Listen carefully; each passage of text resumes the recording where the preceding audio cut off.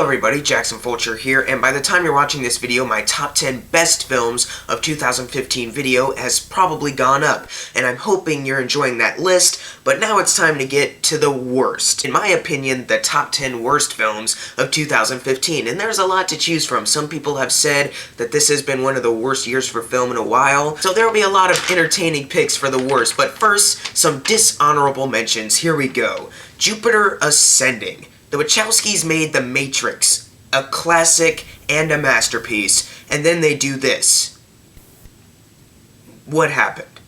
Like, seriously, what happened to you guys? Are you okay? Vacation, the sequel reboot to the original one with Chevy Chase. It fails to have anything special about it, unlike the first Vacation. Now, I don't hate it as much as some people do, but it's not a good film. I did laugh at a couple parts, but still. It's not very good. The Last Witch Hunter. Some people have said that this movie was so dumb that they had fun with it. I don't understand why, because I didn't find any laughable moments. I was just sitting there bored and just depressed out of my mind the whole time. It's like, why, Vin Diesel? Just why? Sinister 2. This movie offended me as a person who likes good horror films and as a fan of the first Sinister film. This film had nothing special about it, unlike the first Sinister. The first Sinister film was terrific, and now we have Sinister 2, which is just a bland, generic horror film. And believe me, this isn't the first bland and generic horror film that will be on this list. There is more. Oh hey, speaking of which, Poltergeist. This is a remake of the classic film from the 80s. For some reason, because I'm sure everyone wanted a remake of Poltergeist, right?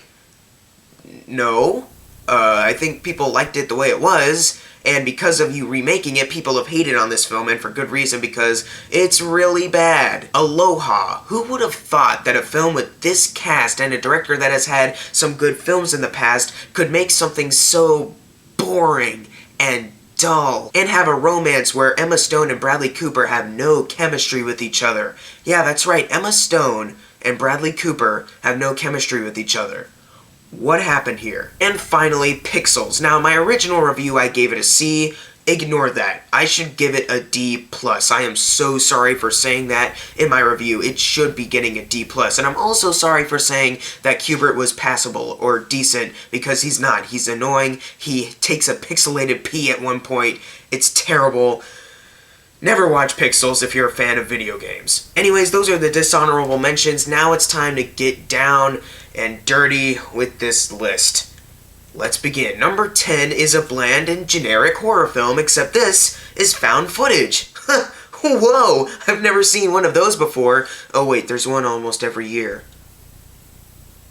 Oh well. Number 10 is The Gallows. Now, I really like the idea of this movie. 4 teenagers are trapped in this school while something is trying to kill them. I actually really like that. A school, when it's locked and you can't get out, can feel very claustrophobic. I really like that idea. And they had like 2 or 3 scary type scenes, but 2 or 3 scary type scenes doesn't save an entire movie that has an unbearable lead actor, bad performances, for the most part bland jump scares, and one false jump scare earlier on in the film. As soon as I saw that false jump scare like 10 minutes in, I was like, okay, any good scare that they could possibly have cannot make up for what they just did to me. Literally, it's the main character, who is a douche, by the way. I just want to talk about that real quick. He's a douche. He's the worst. Couldn't stand him. Basically, the false jump scare is the camera is focused on a wall for like 30 seconds. You're just like, is something gonna happen? And then the douchebag jumps out going, bleh! Literally. I am not kidding. That's the scare. That's the scare. Literally. This. I was so pissed when that happened, because they just established that they don't give a crap about actually giving me tension or suspense. They just want to do false jump scares just for the heck of it. Ugh. Oh yeah, and this film has an ending that at first is pretty cool, but then when you think about it, doesn't make a whole lot of sense. And I hate this film. My number 9 is the first film I saw this year. Boy, did it ever set a tone. Take 3 in. Oh boy! The first Taken, love that film. Great action film with Liam Neeson. Taken 2, it was a really bad film. Taken 3 completely destroys everything you liked about this film. Taken 3 is horrible. Some people said it's better than Taken 2, and I'm over here thinking, not in my opinion, this film is worse than Taken 2, because Taken 2, I can kind of see why that would be a sequel. Taken 3, no one is taken. So it shouldn't be called Taken. It's a complete change of plot. Liam Neeson is just on the run in this film instead of chasing after someone who kidnapped his family member. It's just him on the run. It's betrays everything the first film did. The only thing I liked about this film was Liam Neeson and Forest Whitaker. Those two, I liked them. Everyone else was pretty bad. And Maggie Grace, can she be out of high school yet in these things? She's like in her 20s. Get her out of high school already! And people have said this is the last Taken movie. I really, really hope so. Jesus Christ. My number 8 is a film that I couldn't see immediately because I was on summer vacation, but I remember the immediate response. I was just laying in my bed, looking at my phone, and all of a sudden I just see articles about this film getting panned, and I couldn't believe it. That would be Fant4stic. Holy crap. Fant4stic is one of the worst superhero films ever made, and in my opinion, is the worst Fantastic Four film. Where did this movie go wrong? Because it's directed by Josh Trank, who made an incredible found footage film called Chronicle, and then he does this? What happened? This can't be his fault, but there's a lot of behind the scenes drama where people have said it's 20th Century Fox, or it's Josh Trank, he was wasted, or he almost got in a fist fight with Miles Teller. A lot of people had said, and I agree with them, that a documentary about what happened behind the scenes of this film would be a more entertaining film than Fantastic Four. The actors didn't seem like they wanted to be there, they had no chemistry with each other, the CGI is not very good, The Thing was passable, but there's a CGI face change that Miles Teller does, yeah. So as you know, Miles Teller plays Mr. Fantastic. He changes his face because he's on the run at one point to this weird shaped thing, but then he's driving down a road, he's in the clear, so he does this weird CGI rubber change, and it looked so out of place, like, this looks like 90s CGI. What happened here? I'll tell you what happened. No one cared about making this film because the only reason 20th Century Fox has made this is so the rights don't go back to Marvel.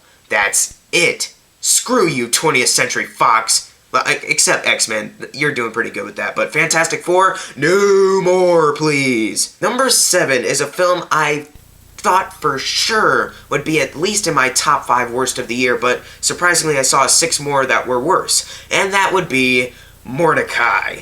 Oh my goodness gracious, Johnny Depp, thank goodness you were in Black Mass and made up for yourself with your performance as Whitey Bulger, because you, as Charlie Mordecai, you're pretty bad, my friend. He has a whole gag with his wife, Gwyneth Paltrow, who is wasted. She does nothing good in this film about his mustache. Like, oh, it's gross, shave it, Charlie. And he's like, no, it's great, kiss me. And then they kiss and he goes, bleh. And he gags too because he has a reflex of that, and it's...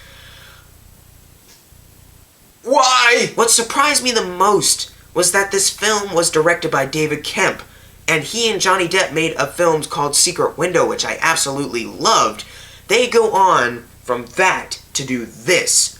What happened here? The only thing I liked about this film was Paul Bettany as Jacques, but sometimes his character is ruined by some of the stuff Mordecai does. I couldn't stand Mordecai. He was horrible in this film. Johnny Depp, this is easily one of his worst performances that he's ever done. I'm so glad that he did Black Mass, because he needs to do more stuff like Black Mass. No more Mordecai crap. At number 6 is a film that when the trailers came out, some people were like, ooh, this actually looks pretty good. I can't wait to see it. But when I watched it, I was like, I don't understand the hype for this. And then the reviews came out and people hated it, and I knew it. I knew I was right. And that movie is Pan. I didn't see this film in theaters. I watched it a couple days ago just to see if it would be on this list.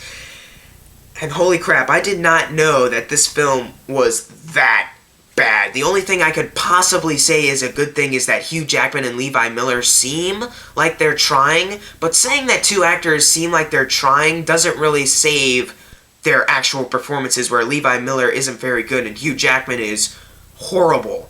Hugh Jackman is really bad in this film. He's got the Blackbeard makeup on and the ridiculous looking costume, and it's terrible. Oh yeah, and he sings Smells Like Teen Spirit by Nirvana. In fact, all the Pirates do, and they also sing Blitzkrieg Bop by the Ramones. huh? Also, the CGI alone is just horrendous. There's a shot where Peter is flying for the first time, but it's his first time, so he's kind of falling but flying at the same time. And it's a really poorly rendered CGI person. You can immediately tell. They even show a close-up because they were so proud of what they created, but it's horrible to look at. And there's a scene where Peter and Captain Hook and Smee are being chased by CGI birds, and they're supposed to be threatening, but they weren't threatening because I could tell that these three people were just reacting to nothing. Oh yeah, and Captain Hook is played pretty terribly. He pretty much talks like this the entire time. Come on, Peter, we gotta get off this island! Oh yeah, and Rooney Mara plays Tiger Lily. Alright, the top 5. In my opinion, no worst film of the year list would be complete without these 5 movies. Unless you haven't seen it, then it's perfectly fine. My number 5, The Boy Next Door. Now, this film is horrible. It's poorly directed, poorly acted. It's so rushed near the climax, and it's just wrapped up terribly. But I laughed hysterically at it. It is the best unintentional comedy of the year. It's like Jennifer Lopez is playing an English teacher that teaches classic literature? What? And Kristen Chenoweth is the vice principal of this school? No! Oh, and some 20-year-old guy named Ryan Guzman is the stalker, even though he doesn't seem like one at all, and he plays it terribly and over the top. And there's a really bad drama between Jennifer Lopez and her ex-husband and her son. I remember laughing at this movie so much at times, especially one scene that makes no sense. It's where the ex-husband picks up Jennifer Lopez's son at school and then lets him drive in the car, but then they realize, oh no, the brakes were cut. Wait a minute, how are you able to park your car by the school to pick up your son if the brakes were cut? How did that happen? How? You dumb filmmaker. Honestly, this is a horrible film. I wouldn't recommend you watch it, but if you want a really good laugh at something that's supposed to be serious and scary and suspenseful, check it out. It is hilarious. My number 4 is a film that's involved in a franchise that I feel is a little overrated. It mainly just the first 3, because those are the ones the only people like. The 4th one no one liked, the spin-off no one liked, and now this one no one likes especially. Paranormal Activity: The Ghost Dimension. Hey there guys, do you like seeing the same stuff you've seen in the other Paranormal Activity films, except maybe there's a new gimmick like 3D, or the camera actually sees the paranormal activity?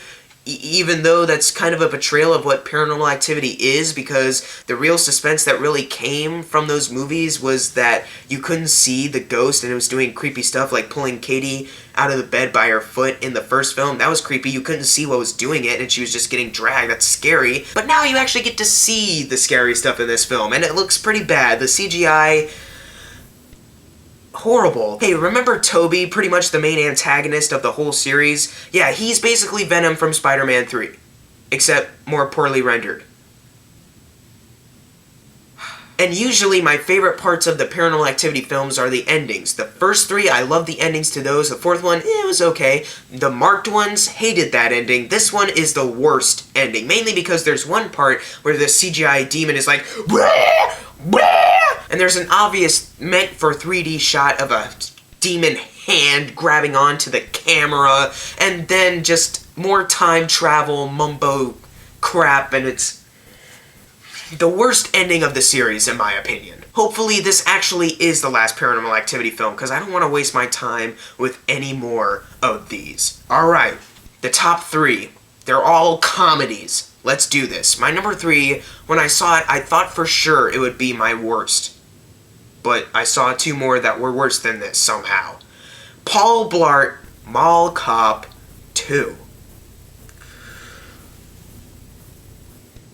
Paul Blart is not a hero. He's a dumb, idiot buffoon who's a terrible father, terrible mall cop person, who tries to make it seem like being a mall cop is actually important. No, it's not. You patrol the mall and you get lucky if something ever actually happens. I mean, holy crap. Kevin James, you're funny, man.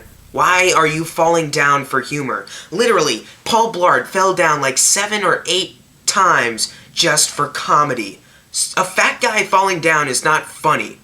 It's not. Rainy Rodriguez, I hate her in Austin and Ally, and I hate her here. I don't know if she's a good actress. She needs to do something good so I can be convinced that she's a good actress, because I'm not convinced. And David Henry, why? You have potential. Why were you dragged into this film? Your character wasn't even necessary. Why, dude? Why did you do this? This movie just pissed me off so much. I absolutely hated this film, especially the last joke of the film, where basically he gets kicked by a CGI horse, hits a car, and falls down. That's the last joke of the movie.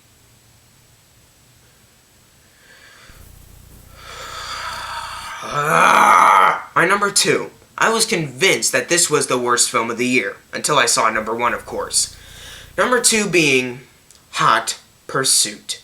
This film felt like it went on for 2 hours. At least Paul Blart, it only felt like it dragged on for like 5 or 10 more minutes of its hour-and-a-half runtime. Hot Pursuit felt like 2 overlong hours of unfunny humor, terrible dialogue, a horrible script, and Sofia Vergara and Reese Witherspoon not having any chemistry. They're so awkward in this film together. Nothing they say is funny, especially one scene where they have to pretend to be lesbians to get out of some trouble. Don't ask me to explain it, I don't care to, but they just act so awkward and terrible, and it's stilted, forced.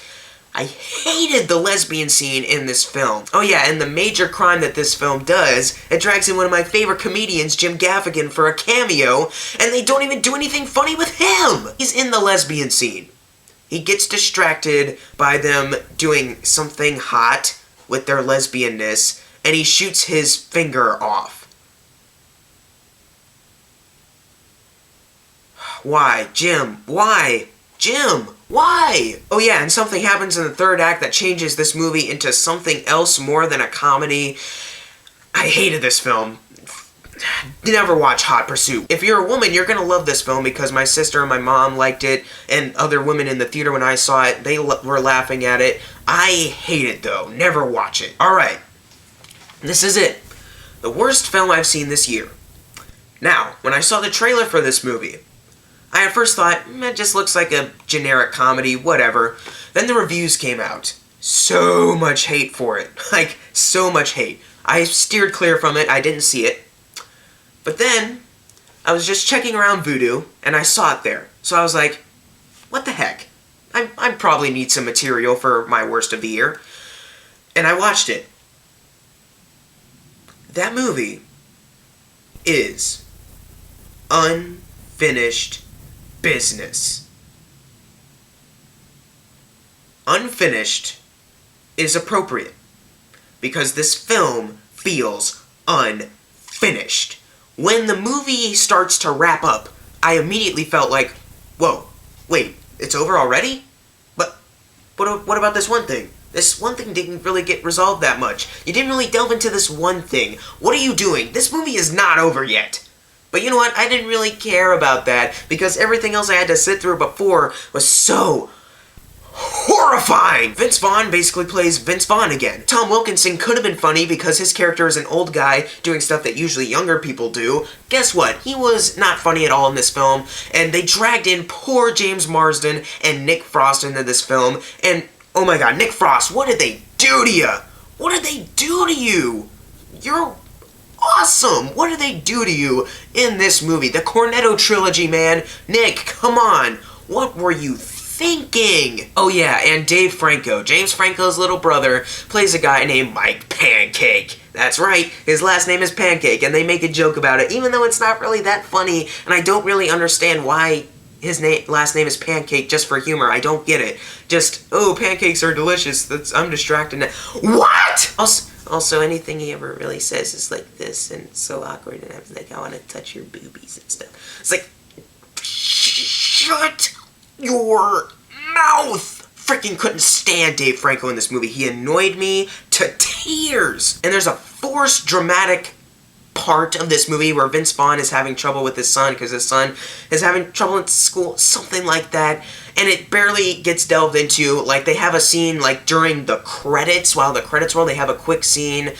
They have a quick last scene of it, and it still doesn't feel finished. That's why it's called Unfinished Business, guys, because it isn't finished. It isn't a finished film. Somehow, this movie got put out there. I'm not sure how, but somehow it got out there. Maybe it leaked into theaters. Maybe it wasn't supposed to, but someone made a mistake, and they're like, oh crap, it's coming into theaters, and they were like, oh, whatever, it's gonna bomb anyways. And yes, it did bomb. At least domestically it did. Thank goodness. I hated this movie so bad. You wanna know what the plot of this movie is? Vince Vaughn leaves this one company, starts his own company, and travels to this one part in the world where James Marsden is. He wants to get a handshake from James Marsden because that's another company. They're gonna like join forces or something. But oh no, he's in competition with the company he left. That's the plot of the movie. He wants a handshake. That's pretty much it. There's barely anything involving the competition between him and the other company. That's barely even there. It's like, I didn't give a crap. This film was so painful to sit through. I was cringing, I was zoning out, I couldn't care about actually getting interested in this film because there's nothing interesting about it.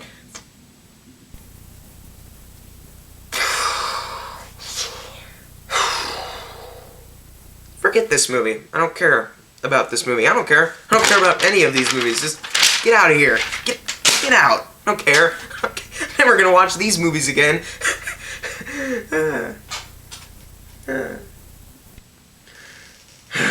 But anyways, guys, that was my top 10 worst films of 2015. What are your worst films of 2015? Leave them in the comments below. And thank you guys for one great year. Honestly, I think I've seen more movies this year than ever, so thank you so much. And I'm going to have a video talking about my most anticipated films of 2016, just running through them. Not really a list in any particular order, just running through the movies in 2016 that I'm looking forward to. And as always, thank you guys for watching. Make sure to subscribe. I'm Jackson Fulcher. See you guys next time.